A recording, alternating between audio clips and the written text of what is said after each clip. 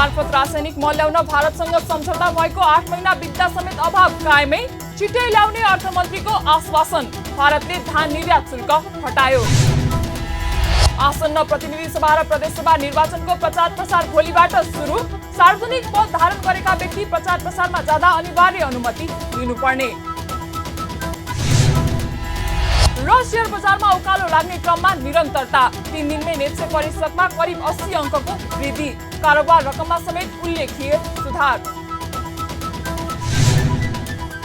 हामी छौं पल पल तपाईसँग, हिमाल पहाड तराईसँग, साथ छ हाम्रो बढ्ने कदमलाई। सलाम छ ती पोरखे हातहरूलाई, जिन्दगी सजाइदिन्छौँ हामी, हर सासको साथी बन्छौँ हामी। सुरक्षा अनि समृद्धि प्राण छ हाम्रो, हर आफू पनि बचाऊ, अरूलाई पनि बचाऊ। आजै नेपाल लाइफमा जीवन बिमा गरौँ। हामी हौ नेपाल लाइफ। नेपाल लाइफ, किनकि जीवन अमूल्य छ। नमस्कार, कारोबार समाचारमा स्वागत छ। अब समाचार विस्तारमा। G2G विधि मार्फत रासायनिक मल आपूर्ति गर्न नेपाल र भारत सरकार बीच समझदारी भएको 8 महिना बित्दा समेत अझै मल आपूर्ति हुन सकेको छैन। सरकारले यो वर्ष मलको अभाव हुन नदिने भन्दै भारतसँग G2G विधि मार्फत 5 वर्षका लागि रासायनिक मल आपूर्ति गर्न गत चैत 16 गते समझदारी गरे पनि अझै मलको अभाव यथावत रहेको छ। यो वर्ष मल बिना धान खेती गरेका किसानले गहुँ खेती पनि मल बिना नै गर्नुपर्ने बाध्यता आएको छ। गहुँ छर्ने सिजन सुरु भए पनि किसानले अझै मल पाउने निश्चित छैन। तर सरकारका मन्त्रीहरू भने भारतबाट चाँडै मल ल्याउने आश्वासन दिँदै आएका छन्। मंगलबार निर्वाचन प्रयोजनका लागि भारतले नेपाललाई 200 वटा सवारी साधन उपहार स्वरूप प्रदान गर्न आयोजित कार्यक्रममा अर्थमन्त्री जनार्दन शर्माले मल ल्याउन अलिकति ढिलो भए पनि छिट्टै ल्याउने गरी तयारी भएको बताउनु भयो। उहाँले G2G विधि मार्फत रासायनिक मल आपूर्ति गर्न सम्झौता भएको उल्लेख गर्दै भारत सरकारलाई धन्यवाद समेत दिनुभयो। मुलुकको व्यापार सन्तुलन गर्नु आफूहरूको महत्त्वपूर्ण कार्यभार रहेको भन्न भ्याउँदै नेपालको विद्युत भारतीय बजारमा लैजानका लागि महत्त्वपूर्ण भूमिका खेलेको प्रति भारतीय राजदूतावासको प्रशंसा समेत गर्नुभयो। G2G मार्फत हामीले रासायनिक मलको पनि हाम्रो सम्झौता भएको छ। सो अनुसार अलिकति ढिलै गरी भए पनि त्यो छिट्टै हामी प्राप्त गर्दैछौँ। यसको लागि पनि आभार व्यक्त गर्न चाहन्छु। र हाम्रो व्यापार सन्तुलन गर्ने आज हाम्रो महत्त्वपूर्ण कार्यभार रहेको छ। नेपालको विद्युत भारतीय बजारमा लैजानुको लागि महत्त्वपूर्ण भूमिका खेल्नु भएको हुँदा म भारतीय राजदूतावासलाई त्यसको लागि पनि म प्रशंसा गर्न चाहन्छु। भारतले प्रतिवर्ष सरदर 2 लाख मेट्रिक टनको दरले 5 वर्षलाई मल आपूर्ति गर्न साझेदारी पत्रमा हस्ताक्षर गरेको छ। समझदारी अनुसार पहिलो वर्ष 1 लाख मेट्रिक टन युरिया र 50,000 मेट्रिक टन DAP मल भारतबाट आपूर्ति हुने भने पनि सम्झौता भएको 8 महिना बित्दा समेत किसानले मल पाउन सकेका छैनन्। कृषि उत्पादन र उत्पादकत्व बढाउन आवश्यक पर्ने मल सरकारले समयमै उपलब्ध गराउन नसक्दा हरेक वर्ष किसानले मलको अभाव खेप्दै आएका छन्। भारत सरकारले धान निर्यातमा लगाउँदै आएको भन्सार शुल्क हटाएको छ। भारतले यसअघि कनिका निर्यातमा प्रतिबन्ध लगाउँदै धानमा पनि 20% भन्सार शुल्क लगाउने निर्णय गरेकोमा पुनः 0% भन्सार शुल्क कायम गरेको हो। भारत सरकारले गत भदौ 23 गते सूचना जारी गर्दै धान निर्यातमा नेपाल, भुटान सहितका मुलुकमा धानको निर्यातमा 20% भन्सार शुल्क कायम गरेको थियो। भारतले धानको निर्यातमा 20% भन्सार शुल्क लगाएपछि नेपाली चामल उद्योगहरू बन्द हुने अवस्थामा पुगेको र नेपाली आम उपभोक्ता महँगो चामल उपभोग गर्न बाध्य हुनु परेको भन्दै व्यवसायीहरूले विरोध जनाउँदै आएका थिए भने सरकारको सम्बद्ध निकाय समक्ष निरन्तर पत्राचार र प्रत्यक्ष भेटघाट गरी विद्यमान समस्या समाधानको माग राख्दै आएका थिए। भारत सरकारले धान निर्यातमा लाग्दै आएको शुल्क हटाएर शून्य कायम गर्नुका साथै चामल निर्यातको परिमाण पनि बढाएको छ। गत वर्ष नेपालले भारतबाट 5.5 लाख मेट्रिक टन धान आयात गरेको तथ्याङ्कको आधारमा यस वर्ष 6 लाख मेट्रिक टन आयात गर्न पाउने अनुमति समेत पाएको छ। विज्ञहरूले अन्तर्राष्ट्रिय जलवायु सम्मेलनमा जलवायु परिवर्तनका कारण हुने हानि नोक्सानीको क्षतिपूर्तिको विषयलाई प्रमुख रूपमा उठाउन सरकारलाई सुझाव दिएका छन्। विज्ञहरूले आगामी आइतबारदेखि इजिप्टमा सुरु हुने जलवायु परिवर्तन सम्बन्धी राष्ट्रसङ्घीय महासन्धि UNFCCका पक्ष राष्ट्रहरूको 27औं सम्मेलनमा जलवायु जन्य विपदका कारण ठूलो क्षति गैर आर्थिक क्षेत्रमा पनि हुने गरेको भन्दै त्यसलाई पनि हानि नोक्सानीमा समावेश गरी क्षतिपूर्ति दिनुपर्ने विषय उठाउन सरकारलाई सुझाव दिएका हुन्। 26औं सम्मेलनमा हानि नोक्सानीको क्षतिपूर्तिको विषयलाई प्रमुख रूपमा उठाएको नेपालले यस वर्ष सोही एजेन्डालाई निरन्तरता दिँदै गैर आर्थिक हानि नोक्सानीको विषयलाई पनि समावेश गर्न विज्ञले सुझाव दिएका हुन्। नेपालले चाहिँ पछिल्लो 12 वर्षको हामीले तथ्याङ्क लगाएर हेर्ने हो भने पनि 20 अरब बराबरको क्षति यो जलवायुजन्य विपदबाट भएको छ र त्यसमा पनि धेरै अब इन्ट्रेस्टिङ कुरा के छ भने 19 अरब त बाढी र पहिरोबाट मात्रै भएको छ भने 1 अरब चाहिँ अन्य खालका यो जलवायुजन्य विपदबाट भएको छ भनेपछि बाढी र पहिरो चाहिँ नेपालमा धेरै ठुलो विपद को रूपमा चाहिँ भनौँ न ठुलो जोखिम र यसले चाहिँ ल्याएको चाहिँ जुन परिणाम छ त्यसलाई हेर्ने हो भनेपछि यो दुईटा क्षेत्रबाट दुईटा जोखिम चाहिँ सबैभन्दा ठुलो जोखिम छ र त्यो जोखिम चाहिँ जलवायुजन्य जोखिम हो। नेपाल मात्रै नभएर संसारभरि जे खालको चाहिँ यो घटना परिघटनाहरू देखिएका छन् त्यसलाई हेर्ने हो भनेपछि सबै देशहरू अलिकता अब यो हानि नोक्सानीको मुद्दालाई अगाडि बढाउनु पर्छ कि भनेर यसलाई स्पेस पनि दिए कपमा यसपालिको कप 27मा यसले चाहिँ प्रवेश पाएको छ र नेपालले पनि यो मुद्दालाई चाहिँ यिनै कुराहरू हामीले चाहिँ जे जति अहिलेका आर्थिक क्षतिहरू हामीले भन्यौँ त्यो क्षति त डेफिनेटली मैले 20 अरब बराबरको भने तर त्योभन्दा बाहेकको गैर आर्थिक जुन क्षति छ त्यो भनेको चाहिँ अब एउटा वनमा आग लागि भयो भनेपछि त्यो वन विनाश हुँदाखेरि चाहिँ वनको जुन हाम्रो बायोडाइभर्सिटी छ त्यो जैविक विविधता छ त्यो जैविक विविधता कति लस भयो कति ड्यामेज भयो त्यसमा भएका चराचुरुङ्गीहरू हाम्रो चाहिँ अब भनौँ न फ्लोरा फाउना जुन स्पेसिस जुन इकोसिस्टम छ त्यो सबै चाहिँ लस भयो तर त्यो एकाउन्टिङमा आएको छैन। विज्ञहरूले जलवायुजन्य सवालमा भएका कार्यक्रममा सहभागिता जनाउने प्रतिबद्धता जनाउने आवश्यक नीति नियम पनि बनाउने तर कार्यान्वयनमा ध्यान दिन नसक्दा अन्तर्राष्ट्रिय जगतमा गलत सन्देश जान सक्ने खतरा रहेको भन्दै कार्यान्वयन पक्षलाई सरकारले उच्च प्राथमिकता दिनुपर्ने आवश्यकता समेत औल्याएका छन्। तयारी हामीले गर्यौँ त्यो अहिलेसम्म नेगोसिएसन अनुसार चाहिँ हामीले बनाउने नीति बनायौँ अब त्यसको कार्यान्वयन पक्षमा पनि हामीले जानुपर्छ र कार्यान्वयनमा हामीले यो गर्यौँ भनेर त्यो पनि सोकेस गर्नुपर्ने आवश्यकता देखिएको छ र त्यो सोकेस गर्नको लागि चाहिँ हामीले र नेपालले खास गरेर चाहिँ सरकारको तर्फबाट पनि अझै यसमा धेरै काम गर्नुपर्ने देखिन्छ। धनी देशहरूले जलवायु अनुकूलनका लागि सन् 2020 देखि 20 बिलियन अमेरिकी डलर बराबरको वित्तीय खर्च गरिब देशहरूमा गर्ने प्रतिबद्धता जनाए पनि वित्तीय परिचालन अत्यन्तै न्यून मात्रै भएको छ।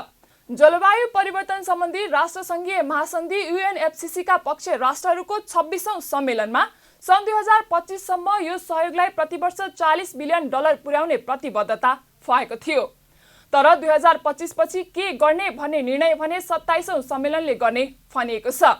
यो सम्मेलनले प्रतिबद्धता कार्यान्वयन तथा जलवायु अनुकूलनका लागि प्रदान गरिएको अनुदान र ऋणको पनि समीक्षा गर्ने बताइएको छ। त्यसैगरी जलवायुजन्य हानि नोक्सानीको क्षतिपूर्तिका लागि छुट्टै कोष गठन र परिचालन मापदण्डका सम्बन्धमा पनि सम्मेलनले केही ठोस निर्णय गर्ने अपेक्षा गरिएको छ। सार्वजनिक पद धारण गरेका व्यक्तिहरूले आसन्न प्रतिनिधि सभा र प्रदेश सभाको निर्वाचनमा प्रचार प्रसारमा जाँदा अनिवार्य रूपमा निर्वाचन आयोगको अनुमति लिनुपर्ने भएको छ। प्रमुख निर्वाचन आयुक्त दिनेश कुमार थपलियाले प्रधानमन्त्री मन्त्रीहरू सहित सार्वजनिक पद धारण गरेका सबैले निर्वाचनको प्रचारमा जाँदा आयोगको अनुमति अनिवार्य रूपमा लिनुपर्ने व्यवस्था गरिएको प्रस्ताउनु भएको हो। बुधबार काठमाडौँ स्थित आयोगको केन्द्रीय कार्यालयमा आयोजित पत्रकार भेटघाट कार्यक्रममा बोल्दै उहाँले निर्वाचन आचार संहितामा व्यवस्था गरे अनुसार कुनै पनि सरकारी स्रोत र साधनको दुरुपयोग नगर्न पनि सम्बन्धित पक्षलाई सचेत गराउनु भयो। निर्वाचन आचार संहिता 2079ले नेपाल सरकार, प्रदेश सरकार र नेपाल सरकार तथा प्रदेश सरकारका मन्त्रीहरूले आयोगको सहमतिमा निर्वाचन प्रचार प्रसारमा संलग्न हुन पाउने व्यवस्था गरेको छ।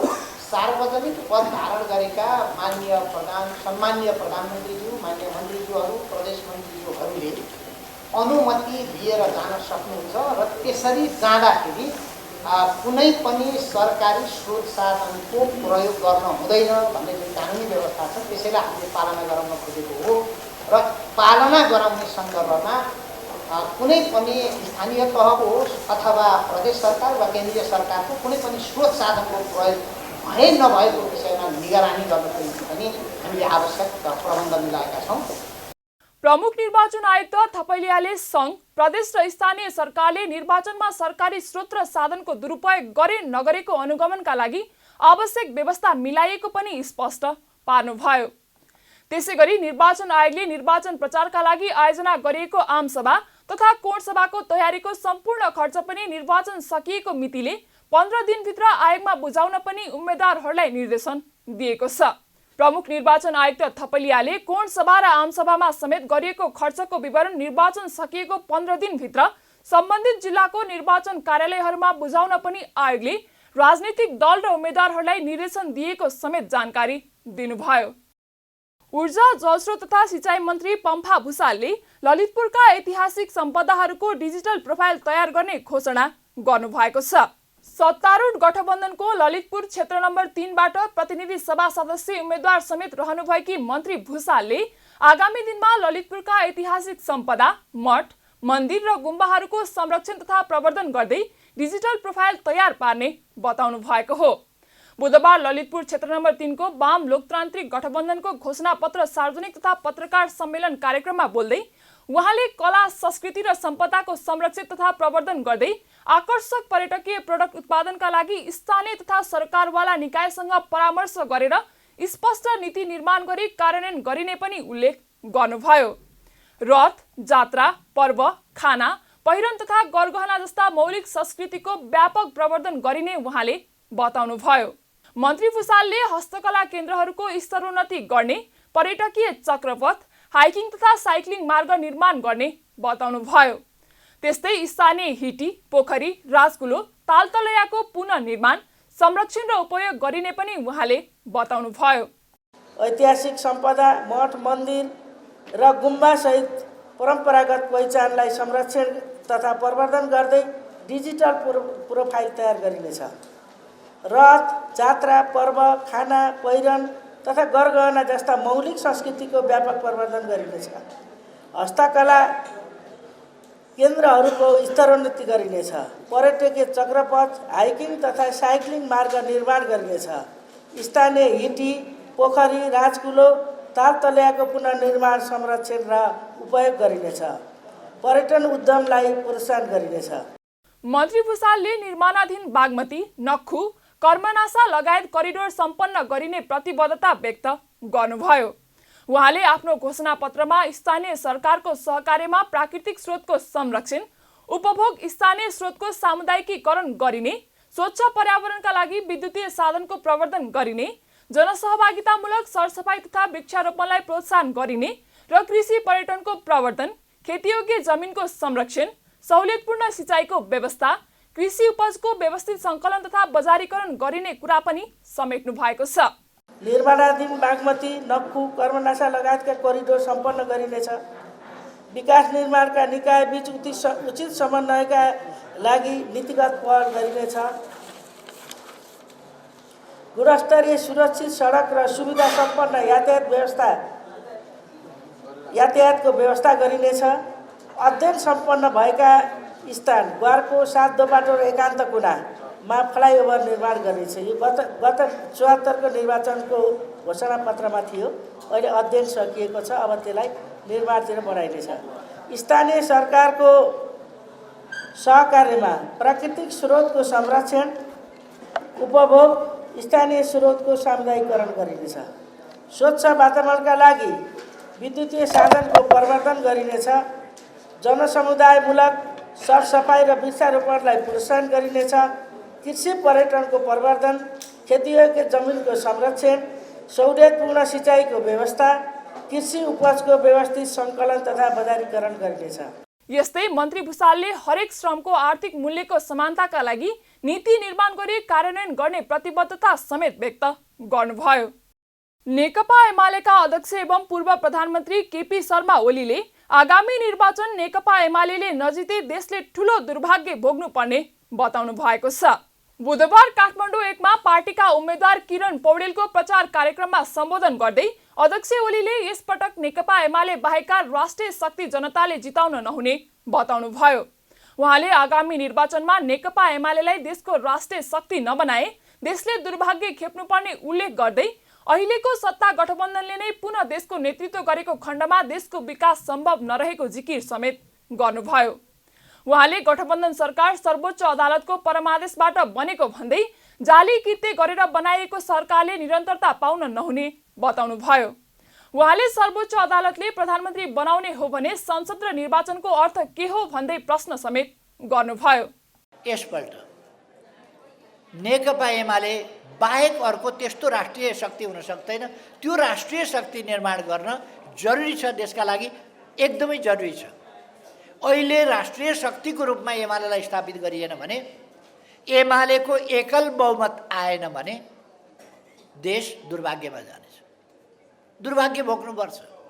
फेरि कथम कदाचित यिनै मान्छेहरू, यिनीहरू अहिले जनताले छानेका होइनन्, संसदले छाने होइन, यी परमादेश लिएर जाली कृत्य ढङ्गले मुद्दा त सबभन्दा बढी जाली कृत्यले जित्छ।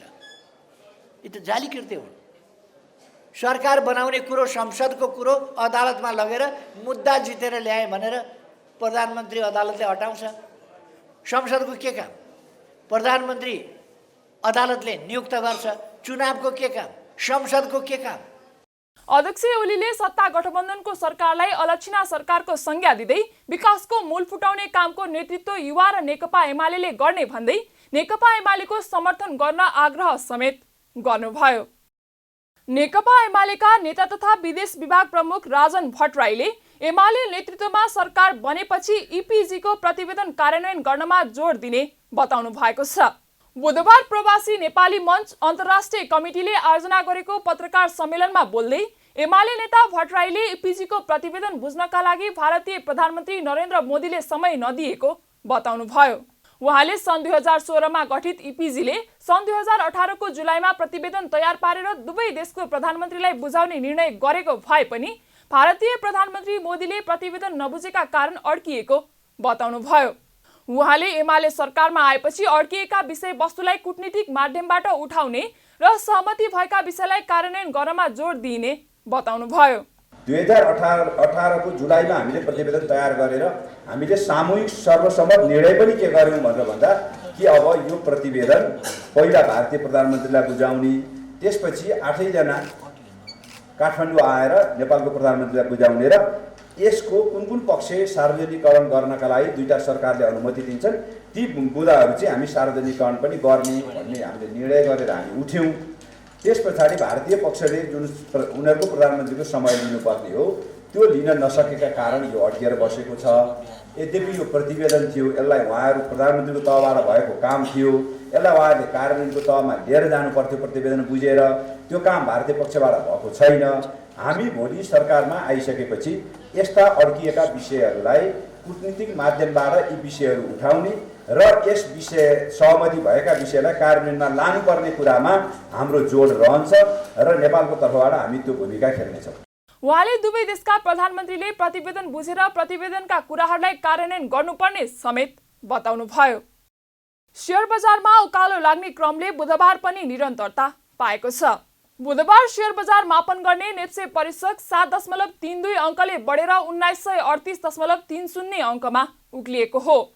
तिहारको बिदापछि खुलेको 3 कारोबार दिनमै नेप्से परिसक झण्डै 80 अङ्कले माथि उक्लिएको छ। बजारमा नेप्से परिसकका साथै कारोबार रकम र शेयर संख्यामा समेत उल्लेखीय वृद्धि देखिएको छ। दिनभर कुल 227 कम्पनीका 43,46,000 किता शेयर 1 अर्ब 46 करोड 79 लाख रुपैयाँ बराबरमा किनबेच भएको छ। अघिल्लो दिन 39,71,000 किता सेयर 1 अर्ब 29 करोड रुपैयाँ बराबरमा खरिद बिक्री भएको थियो भने सोमबार जम्मा 25,74,000 किता सेयर 69 करोड 73 लाख रुपैयाँ बराबरमा मात्रै खरिद बिक्री भएको थियो। आज बजारमा वृद्धि देखिँदा वाणिज्य बैंक, व्यापार र निर्जीवन बीमा समूहको परिसक भने राताम्य भएका छन्। बाँकी सबै समूहको परिसक हरियो भएका छन्। बजारमा वृद्धि आउँदा कर्पोरेट विकास बैंक र कर्णाली विकास बैंकको सेयर मूल्य मात्रै 8% भन्दा धेरैले बढेको छ। कारोबार रकमको आधारमा भने आज शिवम सिमेन्ट्सको सबैभन्दा धेरै 7 करोड 85 लाख रुपैयाँ बराबरको सेयर कारोबार भएको छ। यस्तै नबिल बैंकको 5 करोड 66 लाख रुपैयाँको सेयर कारोबार हुँदा रिडी पावर कम्पनीको पनि 5 करोड माथिको सेयर कारोबार भएको छ। नेपाल धितोपत्र बोर्डले सर्वोच्च अदालतको अल्पकालीन अन्तरिम आदेशपछि सुरु गरेको ब्रोकर र स्टक थप गर्ने प्रक्रिया तत्कालका लागि स्थगित गरेको छ। सर्वोच्चको आदेश अनुसार बोर्डले तत्कालका लागि लाइसेन्स प्रक्रिया स्थगित गरेको जनाएको छ। बोर्डले आवेदन माग गरेको मंगलबार अन्तिम दिनमा प्रक्रिया स्थगित गरेको हो। बोर्डले धितोपत्र ब्रोकरका लागि 30 दिन र स्टक एक्सचेन्जका लागि 45 दिन समय दिएको थियो। बोर्डले ब्रोकरका लागि दिएको 30 दिनको समय असोज 31 गतेभित्र 45 नयाँ कम्पनीले धितोपत्र दलाल कम्पनीको लाइसेन्सका लागि बोर्डमा आवेदन दिएका थिए। सर्वोच्च अदालतले 4 कार्तिकमा न्यायाधीश तिल प्रसाद श्रेष्ठको एकल इजलासले नयाँ स्टक एक्सचेन्ज र ब्रोकर थप गर्ने प्रक्रिया विरुद्ध परेको रिटमा सुनुवाई गर्दै तत्काल प्रक्रिया रोक्ने र दुवै पक्षको छलफलपछि मात्र उपयुक्त निर्णय लिने गरी अल्पकालीन अन्तरिम आदेश दिएको थियो। चुनाव अघि आर्थिक चलखेल गर्न बोर्डले नियमावली संशोधन गरेर लाइसेन्स दिन सुरु गरेको आरोपमा अधिवक्ता दीपक विक्रम मिश्रले रिट दायर गरेका थिए। धितोपत्र बोर्डले धितोपत्र बजार सञ्चालन नियमावली 2064 र धितोपत्र व्यवसाय नियमावली 2064 संशोधन गरी नयाँ लाइसेन्स दिने प्रक्रिया सुरु गरेको थियो। त्यसका लागि धितोपत्र बोर्डले गत असोज 2 गते आवेदन मागेको थियो। कारोबार समाचारमा अब सुनचाँदी र विदेशी विनिमय दर सम्बन्धी जानकारी।